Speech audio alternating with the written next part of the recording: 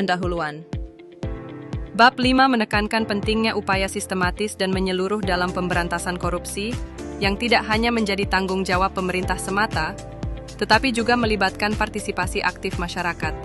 Korupsi digambarkan sebagai musuh bersama yang menghambat pembangunan, merusak kepercayaan publik, dan memperlemah tatanan hukum serta keadilan sosial. Oleh karena itu, langkah-langkah pemberantasan korupsi harus dirancang tidak hanya untuk menindak, tetapi juga mencegah dan membudayakan integritas dalam kehidupan publik.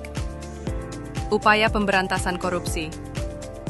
Upaya pemberantasan korupsi secara umum dilakukan melalui 3 pendekatan utama, yakni penindakan hukum, pencegahan, dan pendidikan nilai integritas. Penindakan melibatkan penegakan hukum yang tegas terhadap pelaku korupsi, termasuk penguatan institusi penegak hukum seperti KPK, kejaksaan, dan kepolisian. Sementara itu, pendekatan pencegahan lebih diarahkan pada reformasi birokrasi, sistem pelayanan publik, transparansi dalam pengelolaan keuangan, serta penerapan sistem meritokrasi dan akuntabilitas.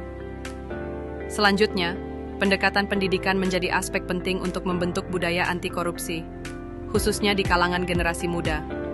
Pendidikan nilai-nilai anti korupsi seperti kejujuran, tanggung jawab, kerja keras, dan keberanian harus ditanamkan sejak dini melalui berbagai lembaga pendidikan, baik formal maupun non-formal. Kesadaran masyarakat perlu dibangun agar korupsi dipahami sebagai tindakan yang merugikan bersama, bukan hanya pelanggaran hukum biasa. Upaya pemberantasan korupsi di Indonesia. Dalam konteks Indonesia, upaya pemberantasan korupsi dilakukan melalui berbagai kebijakan dan lembaga, seperti pembentukan Komisi Pemberantasan Korupsi, KPK, penerapan sistem pelaporan LHKPN bagi penyelenggara negara, penguatan peran ombudsman, serta pelaksanaan reformasi birokrasi di lembaga pemerintahan. Pemerintah juga membentuk berbagai regulasi, seperti UU Tipikor, Perpres Strategi Nasional Pencegahan Korupsi, Stranas PK, dan sistem e-government untuk memperkecil celah korupsi.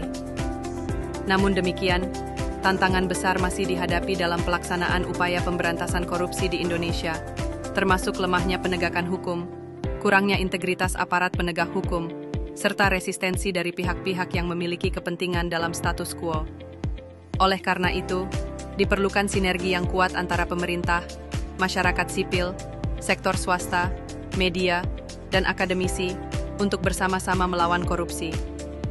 Sekian, terima kasih, semoga bermanfaat.